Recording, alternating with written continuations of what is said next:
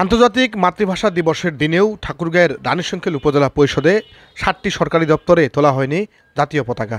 বুধবার সকালে পরিষদ চত্বরে দেখা গেছে এমন দৃশ্য। আন্তর্জাতিক মাতৃভাষা দিবস উদযাপন উপলক্ষে শহীদ মিনারে শ্রদ্ধা নিবেদনের পাশাপাশি স্ব সরকারি বেসরকারি প্রতিষ্ঠানে জাতীয় পতাকা অর্ধনিয়মিতভাবে তোলার নির্দেশনা থাকলেও তা মানতে দেখা যায়নি এই দপ্তরগুলোকে। এতে ক্ষোভ প্রকাশ করেছেন স্থানীয় রাজনীতিক, সুধীজন ও গণমাধ্যম কর্মীরা।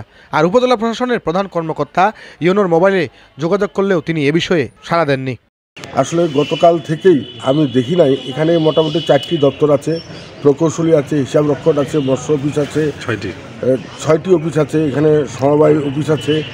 এই অফিসগুলিতে কোনোটিতেই জাতীয় শহীদ বেদিতে শহীদদের স্মৃতির জন্য 21শে ফেব্রুয়ারিতে কোনো পতাকা তোলা হয়নি। কেন হয়নি আসলে এটি দুঃখজনক, এবং আমি মনে করি শহীদদের প্রতি এটা অবমাননাকর সিদ্ধান্ত এইসব কর্মকর্তাদের আমি মনে করছি। বড় দুঃখের বিষয় যে রানীশংখেল উপজেলায় এখানে মৎস্য অফিস এবং মনে করেন যে যুব উন্নয়ন, শিক্ষা অফিস, অধিদপ্তর 6টি অফিসে কোনো সরকারি কোনো পতাকা আজকে 21শে ফেব্রুয়ারির জন্য কোনো সম্মাননা কোনো পতাকা উত্তোলন করা হয়। তাতে আমি মনে করবো শহীদদের প্রতি তাদের কোনো ধিক্কার জানাচ্ছে বা কোনো পদমর্যাদার কোনো দাম দিল না। মহান 21শে ফেব্রুয়ারি উপলক্ষে স্ব প্রতিষ্ঠানে যে পতাকা অর্ধনির্মিত থাকার কথা, আজকে আমরা খোদ উপজেলা পরিষদে এসে দেখছি এই 6টি দপ্তর এখানে রয়েছে। উপজেলা সম্প্রসারিত ভবনে একটি ভবনেও পতাকা উত্তোলন করা হয়নি। বিষয়টি দুঃখজনক।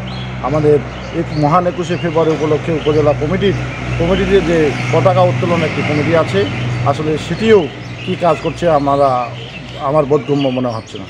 সকালে উপজেলা পরিষদ চত্বরে স্থানীয় সরকার প্রকৌশল অধিদপ্তর, উপজেলা প্রাথমিক শিক্ষা অধিদপ্তর, উপজেলা সমবায় অধিদপ্তর, উপজেলা হিসাবরক্ষণ অধিদপ্তর, উপজেলা যুব উন্নয়ন অধিদপ্তর, উপজেলা পরিসংখ্যান অধিদপ্তর ও উপজেলা তথ্য আপাত দপ্তরে জাতীয় পতাকা উত্তোলন করতে দেখা যায়নি। তবে ভিডিও ধারণের পর সাংবাদিকদের উপস্থিতি টের পেয়ে উপজেলা নির্বাচন অফিস এবং উপজেলা মহিলা বিষয়ক অধিদপ্তরে বেলা 11টায় পতাকা উত্তোলন করতে দেখা গেছে।